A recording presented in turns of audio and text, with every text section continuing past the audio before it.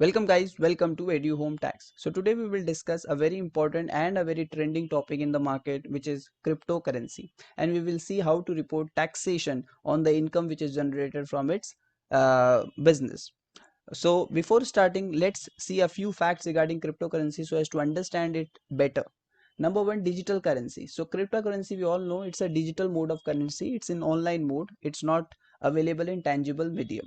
How we can purchase or how we can get cryptocurrency? We can purchase it through various exchanges, or it can be mined. Now mining is something which can be done by an expert person who know crypto and who know coding and all.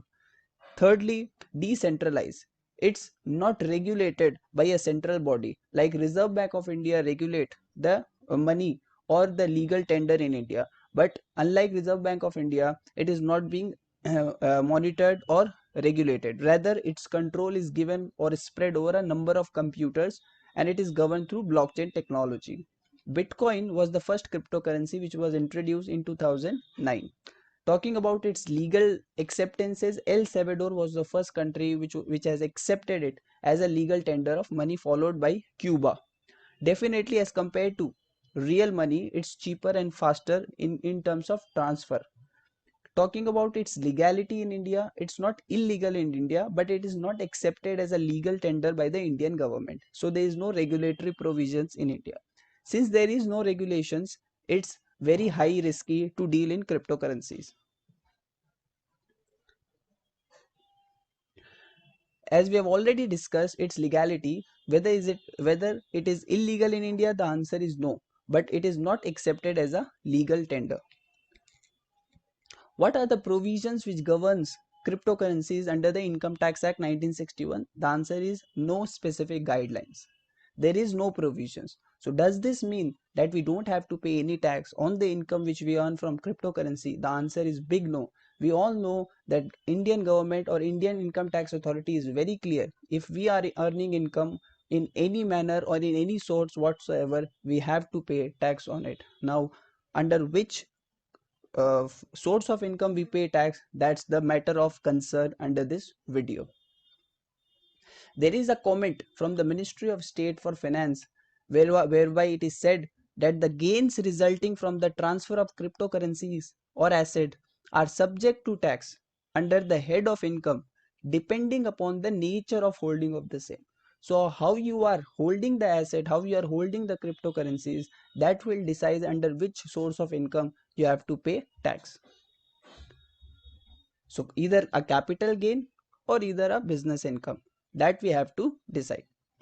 Talking about the capital gain tax. Now, when it will be taxable under the capital gain? When it was purchased for investment purpose, where it was purchased with the intention that we will get benefit from the appreciation in value and there is a fewer trades. So these are the few characteristics which will help us or which will guide us to report the income under the capital gain. Now, as we all know, cryptocurrencies can either be purchased or either can be mined. Let's talk about if we have purchased the cryptocurrencies and we are selling it. So if we are holding it for 3 years, more than 3 years, it becomes a long-term capital asset. Otherwise, it becomes a short-term capital asset. So if it is a long-term, we have to pay a tax of 20% on it.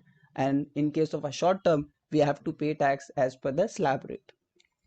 But what if we have got the cryptocurrencies through mining? So when we mine cryptocurrencies, that becomes a self-generated capital asset. And there is a very important case study in case of self-generated capital asset, which every fellow members must be aware of it. That was Srinivasa Sethi. In case of Srinivasa Sethi, the Supreme Court held that since for self-generated capital asset, we cannot calculate the capital, the cost of acquisition, and hence capital gain tax cannot be leviable. Because the machinery provision to calculate capital gain tax fails since we don't know how to compute the cost of acquisition. So hence the capital gain will be zero in case the asset or the cryptocurrencies are mined and then sold. But what happens in the future? What happens if the Indian government or brings up law which brings up law and brings out some changes in the capital gain? So that we have to see in the future. Also in the future, the government may say that cryptocurrencies are not capital assets. in that case we have to pay tax under income from other sources as per the slab rate. Second category is income from business or professions. So in the contrary, if we are dealing in cryptocurrencies on a regular basis, just like intraday trades, if there is a frequent trade, if there is a high volumes of transactions, so if we are dealing it just like our business, then it will be taxable at under income from business or profession at the regular slab rate. Moving. So this was a small discussion regarding the cryptocurrencies which is trending into the market.